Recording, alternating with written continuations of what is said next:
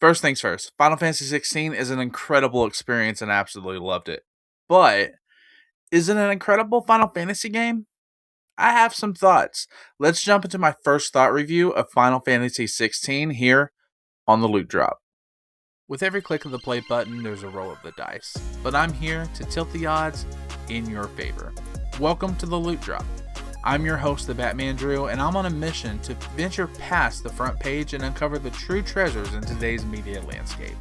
From the gold standard masterpieces to the common trash that probably should have stayed buried, I'm shifting through all the noise to find the legendary drops you actually need to watch and play. These are my honest reviews on the content that we all love and consume, so let's see what we got today in the Loot Drop. What's up, everybody? So this is the Loot Drop. It is our review show of the content that we love: video games, movies, comics, books, anything really. Any media we consume, we want to be able to have a space to be able to talk about it. This is going to contain spoilers for Final Fantasy XVI, so just fair warning to start off the bat. But this is only my first thought review. We're also going to do a follow-up review. We're going to have the Dad Man on, who also played this game, later on in another episode of the Loot Drop, and we're going to really deep dive into the game. But this is kind of my first initial thoughts that I wanted to share after completing Final Fantasy XVI. So first things first, this was a great video game. It was like I when it started off pretty slow for me. I'm not gonna lie. It started off a little rough. I was really struggling to get invested into the game, and I think that had a large part to do with because of the structure of the game. How you started kind of like obviously mid game, and then um you end up going to the back in time and you play as young Clive and all that kind of stuff, and then it jumps back forward and everything that happens with Ifrit and the Phoenix, and you think you killed your brother and all that kind of stuff, right? It took just a little bit for me to kind of get emotionally invested in it. I think because it wanted us to jump into this emotional story arc that I don't know if it really flushed out time to earn for me, but regardless, that was the structure of the game. That's fine. When I finally got invested into the game was, I would say, about midway through the actual game itself, when it started to feel more like Final Fantasy to me. Like I know some games, Final Fantasy games, are open world, like super open world. Some are pretty linear. This one I think was a decent mix of both, but I just felt very restrained. Like I felt restricted. I felt confined to follow this direct path. And then when I had opportunities to veer off of it and do side quests early on in the game, the side quests were fucking boring. Like it was like, let's deliver shit to people's tables and stuff like that when you're at the hideaway. I really struggled with the side quest portions of this game. And in fact, I stopped playing them altogether. And I know that I missed ultimately a lot of different additional content that would have the game would have provided for me. But the development of the game, the side quests were so unimportant at the very beginning of the game that, like, what was I going to do? Just continue to do nonsense that had honestly served no purpose for me at the beginning of the game. So it kind of really, it lost me a little bit just within its structure, right? But when I say that it was a great game, the storyline, the dialogue in the game, the voice acting, the visual effects, even the combat. Although I will say, like the action combat, I'm more of a fan. I think I'm definitive. I want turn based in my RPGs, especially Final Fantasy. But obviously, this was action combat. The problem I had with the combat portion of it, and I'll dive more in this in the deep dive review later, was just that it was so visually blah. Like it was pretty, it was great, but there was just so much going on that honestly there was times I got lost in my own battle, and I couldn't figure out like where I was at or what I was doing or when I was supposed to do what. And it just took away from it, I think, a little bit, because the nice part about the battles was like the cinematic cut scenes and stuff like that happened throughout the battle. And I really enjoyed kind of seeing how that all played through. But it just, whenever you weren't in those moments in your big boss fights, and you're just kind of like, I mean, let's be honest, you're button mashing. It just, I don't know, there was so much visual, I don't know the word I'm looking for. Just the only thing I can think of is just blah. It was boom. It was like in your face, and it just I don't know. It drove me nuts because I just felt like I really like the combat was just it wasn't a fun part of the game for me. So, but again, that's separate from my Final Fantasy discussion, right? Um, these are just it being a great game. Like that was a small nitpick in what was a beautifully done storyline, a narrative, a very emotional, a story arc with Clive and Joshua, and even the relationship between Clive and Jill, and then Toggle and everything like that. I loved all of it, but I don't think this was a great Final Fantasy game. And what I mean by that is, it's not like I look at it and I'm like, oh, well, you're not part of Final Fantasy. Like, get out, right? Like that Family Guy meme where everyone's like, oh, I'm in, and then Seamus has put his hand. And he's like, no, not you, Seamus. Final Fantasy 16 is not Seamus. But I will say that a couple of things that really frustrated me was like the lack of a party system. Yeah, although you got to work with Sid a little bit, you got Jill in your party a little bit, and things like that. The fact is that there wasn't a consistent party system, and it just made me feel like, okay, this isn't a group. This is Clive, and I understand that was a story arc, right? This is Clive, like he's the loner. This is what he's doing, but that makes for a great game, but those aren't things that I'm accustomed to in Final Fantasy games, right? I'm accustomed to my party. I'm accustomed to the group. I'm accustomed to, these B, C, D story arcs, running through the game and having these characters be a vital part of your story arc. And although yes, Jill, Joshua, everything like they were vital to Clive's story, um, this wasn't a Final Fantasy game where it talked about the world and the characters and things like that. This was a game focused specifically on Clive. And I understand that, like, when I say that, I know that the bigger part of the game, there, it's about saving the world, and it's about freedom and free will and all that kind of stuff, right? And we'll jump into that in the deep dive episode.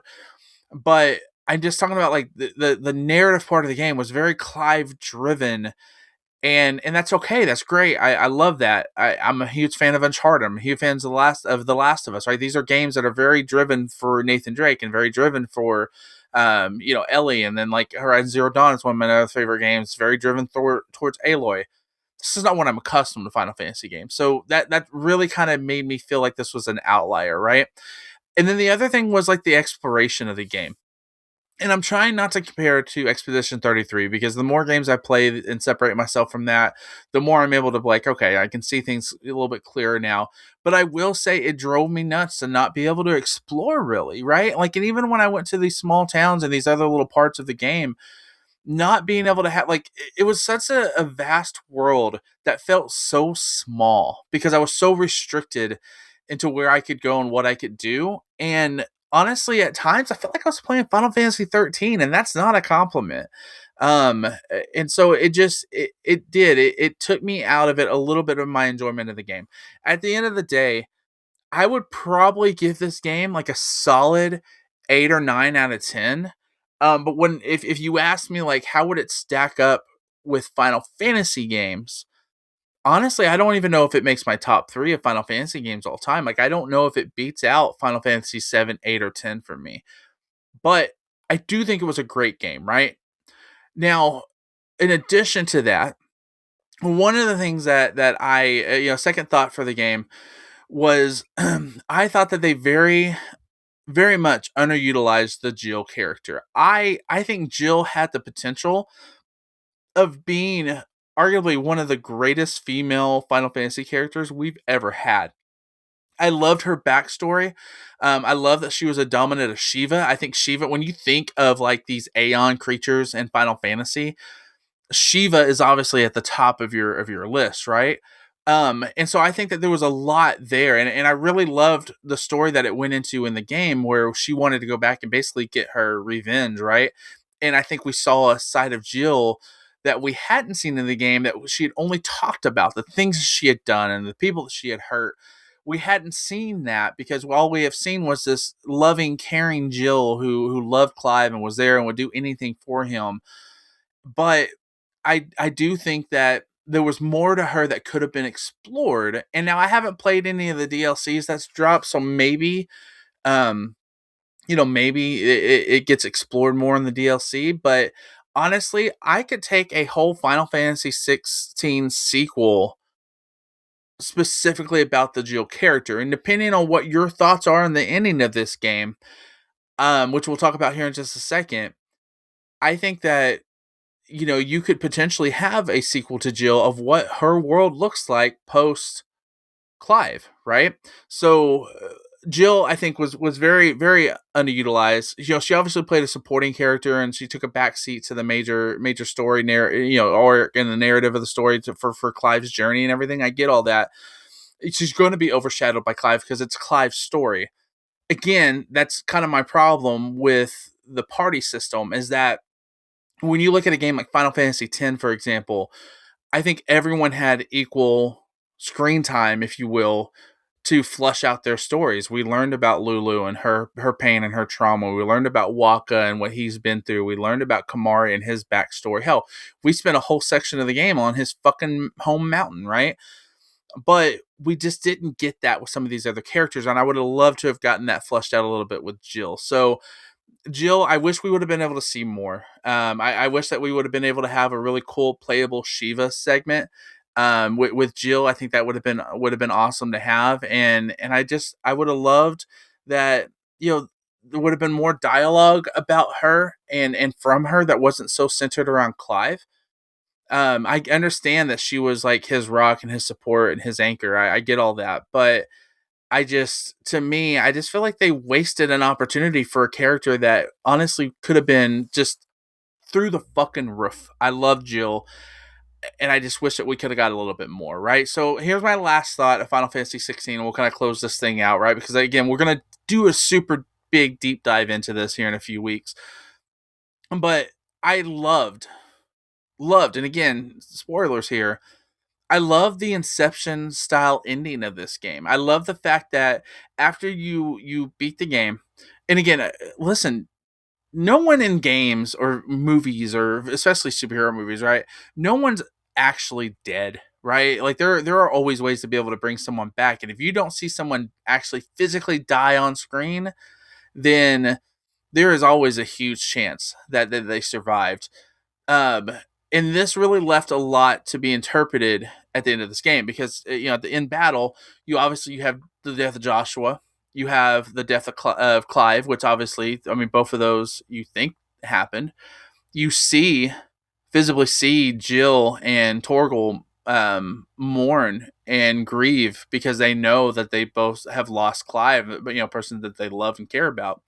And then you advance past post credit scene and you get a couple of kids running around reading a book written by Joshua talking about their tales and epic tales. And so much time has passed, perceived time has passed from the ending of the game to when this happened that you hear the mom kind of making statements of like, this is all just, fairy tales and stuff like that, right? They're so far removed from the use of magic that no one actually believed that it actually happened. And so what I love about it, right, is that when they closed the book, it was written by Joshua. Well, how did Joshua write this book? How did he write the ending of a story that he wasn't there for if he had died? So did Joshua really die? Did Clive die? Or Clive live and wrote this name under Joshua, or wrote the story under Joshua's name? This is kind of where I'm leaning towards the most. Maybe this story was just a story. Maybe it was just none of this actually happened. And what we witnessed in the game were these two young boys in the yard acting out what they believe the version of these events were.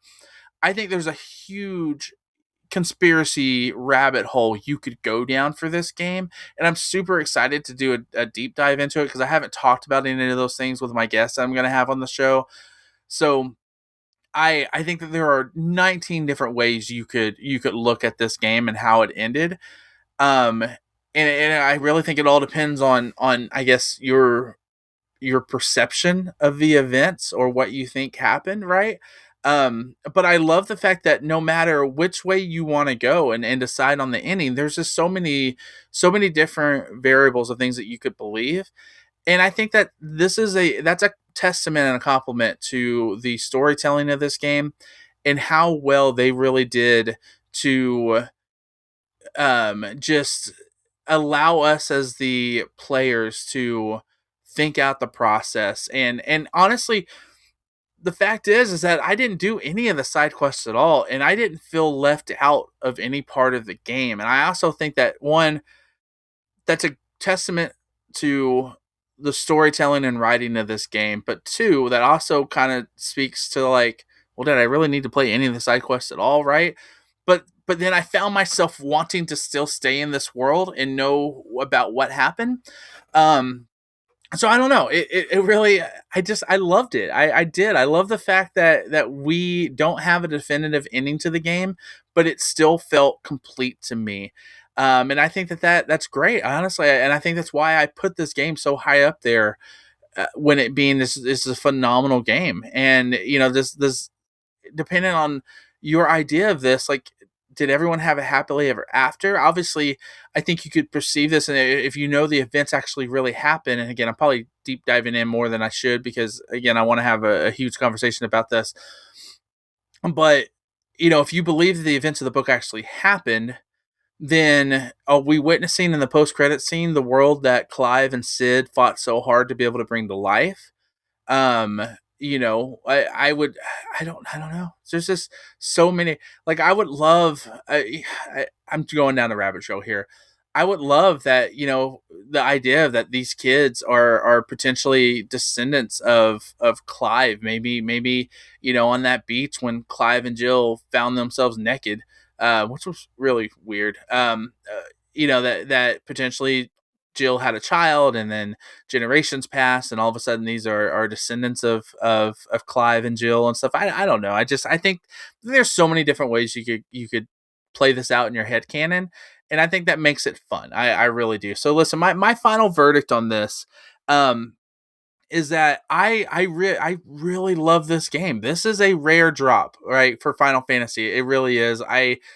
Um I don't think from a final, like, if this had another title to it, I probably would have loved the game more, because going into it I was like, Final Fantasy, there are things that I want and I expect and I didn't get. But I don't want to hold that against it. That's my own, expectations, right? And so that's not necessarily, I guess, fair to the developers, although again, Final Fantasy work. Okay, whatever, fine. But this is a legendary drop. It really is. This is a great fucking game. And not to compare it to any other game, right? Taking it on its own merit, including other Final Fantasy games. This, I don't really give scores out. I know I said earlier it was like an 8 or a 9 out of 10. It's really fucking up there. This is a phenomenal game. I probably will replay it and go ahead and go through those side quests and see how much more it adds in addition to the game. I'll probably download any of the DLCs and stuff like that and play those as well. But yeah, Final Fantasy 16, this is a must play. Obviously, if you're listening to this, you know that there were spoilers, so hopefully you've already played the game. But I would love to be able to know your thoughts about my first thoughts of the game. Did you love the game? How did you think it compared to Final Fantasy games? Did you kind of find yourself at a loss there about having to feel like it was a little bit of a miss for Final Fantasy game? What did you think about Jill? I think there was a Jill problem. I think there should have been more Jill. I wanted more Jill. What do you think about that? And then lastly, the ending. Like, drop your comments. I'd love to be able to hear them and maybe even use some of them for our final review on this, on our deep dive discussion. So let me know in the comments. I'd love to be able to know your thoughts. Listen, if you've listened to so far in the last 20 minutes of me rambling about this game, I just want to tell you thank you. I know it's hard to make time for the things that we love, and the fact that you stuck around this long truly means the world to me. I just want to say I appreciate you, and I love you for that. Remember to go like and subscribe, and more importantly, share, because we want to continue to grow our community, have more people in these discussions, and be able to just really talk about the things that we love and the content that we consume. And I'll catch you guys again on the same Batman Drew time at the same Batman Drew channel. Thanks, guys.